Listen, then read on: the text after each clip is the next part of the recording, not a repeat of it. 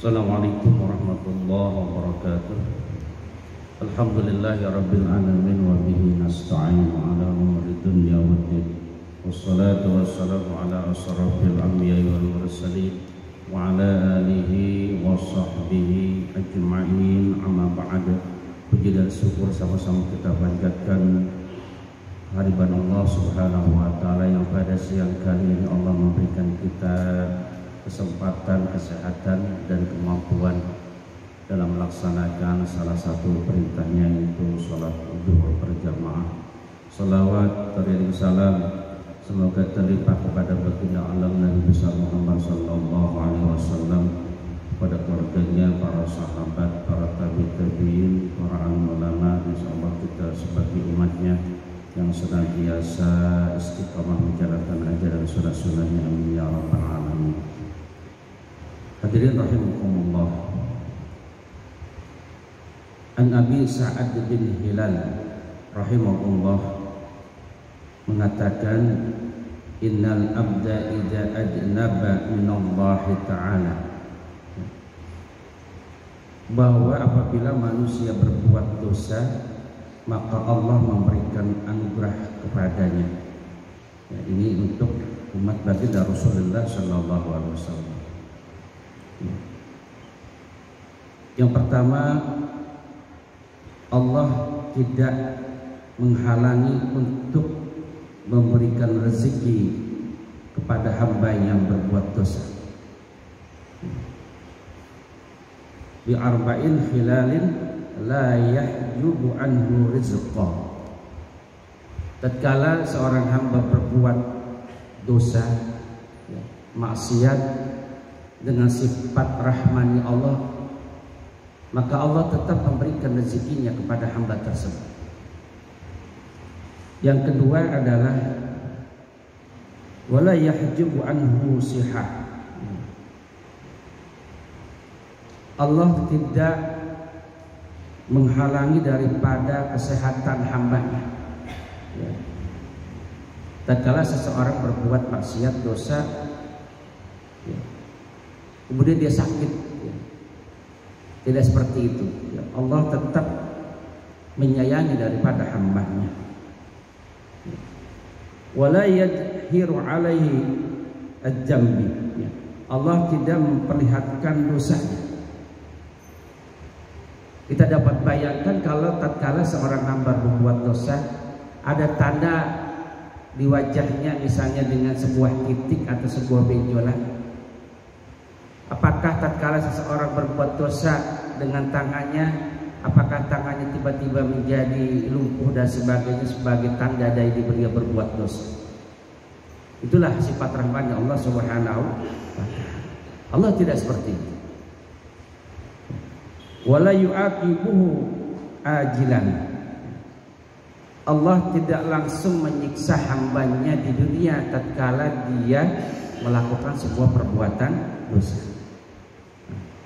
Ini yang harus kita telaah, ya, kita tadaburi, ya, kita tafakuri bagaimana Allah Subhanahu wa ta'ala sifat rahmannya itu tetap memberikan kasih sayang terhadap hamba-hambanya walaupun dalam dia berbuat dosa kepada Allah. Bahkan Nabi Adam alaihissalam, beliau berkata, sesungguhnya Allah memberi 4 macam kemuliaan kepada umat Muhammad yang tidak diberikan kepadaku. Yang pertama adalah penerimaan taubatku di Mekah. Jadi kata Nabi Adam, tatkala aku berbuat dosa, memakan buah khaldi diturunkan ke bumi, aku bertobat di kota Mekah. Sedangkan umat Muhammad tatkala dia berbuat dosa, dia bisa bertobat di semua penjuru dunia, di semua tempat. Yang kedua, Nabi Adam mengatakan, aku berpakaian ketika aku berdosa. Aku tidak berpakaian ketika aku berdosa. Kemudian Allah menjadikan aku telanjang. Sedangkan umat Muhammad tetap diberi pakaian meskipun dia durhaka kepada Allah Subhanahu wa ta'ala. Jadi tatkala Nabi Adam dia berbuat dosa memakan buah khaldi, Allah turunkan dalam keadaan telanjang, tidak berpakaian. Tetapi umat Muhammad, walaupun dia berbuat dosa, Allah tidak langsung hilangkan pakaian yang melekat pada tubuh.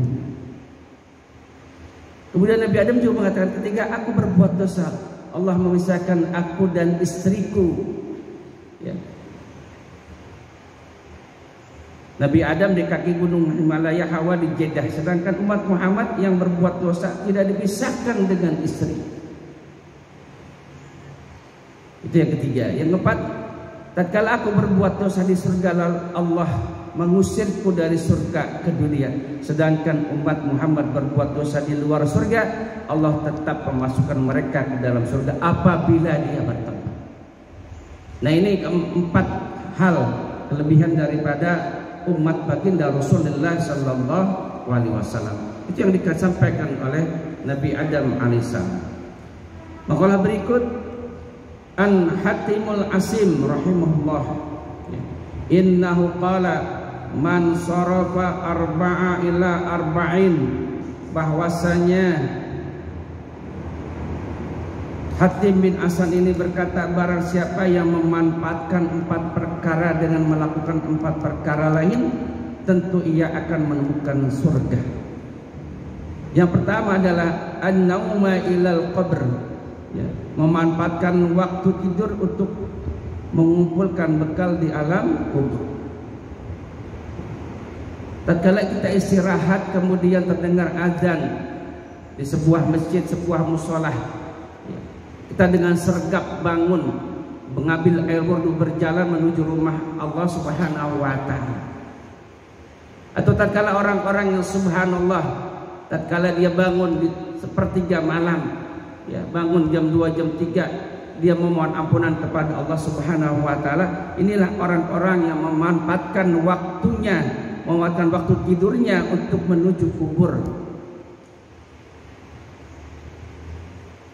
Kemudian yang kedua, wal fakhra illal mijan, ya, memanfaatkan kesempatan yang membanggakan diri dengan melakukan kebaikan. Ya. Kemudian apa lagi? Memanfaatkan kesenangan atau santai dengan melakukan amal yang dapat memudahkan, ya, menyeberang daripada siratal mustaqim. Ya. Tatkala ada kesempatan kita untuk berleha-leha, ya, untuk santai, ya, tetapi dia mengambil sebuah kesempatan itu untuk memberikan kebaikan-kebaikan terhadap saudaranya, terhadap lingkungannya. Sepertinya dia waktu tidur, tapi dia memberikan sesuatu untuk memanfaatkan potensi yang ada dirinya, baik itu dengan amal, dengan melalui tenaganya, ya, hartanya. Inilah orang-orang yang senantiasa dikatakan dia menggunakan 4 hal dengan 4 perkara lainnya. Kemudian wasyahwati ilal jannah, ya, memanfaatkan kehendak nafsu dengan melakukan hal-hal yang dapat mengantarkan dia masuk dalam surganya Allah Subhanahu wa Ta'ala. Sesungguhnya syahwatnya begitu kuat, ya, tetapi dia berpuasa, ya. Dorongan daripada lapar hausnya begitu hebat, tetapi dia lebih suka untuk melakukan puasa. Ya. Tatkala mungkin ada sebagian di sebuah lingkungan, ya, banyak tontonan-tontonan, banyak kafe-kafe klub malam yang memberikan dia kesempatan untuk bisa pergi ke sana dengan uang yang ada di dalam dirinya, tetapi dia tahan itu. Dia lebih suka pergi, lebih cinta mahabbah pergi ke majelis ta'lim, pergi ke majelis-majelis ilmu untuk mendapatkan ridha Allah Subhanahu wa Ta'ala. Nah, ini yang dikatakan oleh Hatim al-Asyam, yang mengatakan bahwa 4 perkara dengan melakukan perkara lain tentu akan menemukan surganya Allah Subhanahu wa Ta'ala. Mudah-mudahan Allah memberikan kita ilmu yang bermanfaat, menjadikan kita orang-orang yang senantiasa mudah melakukan kebaikan dan perbaikan.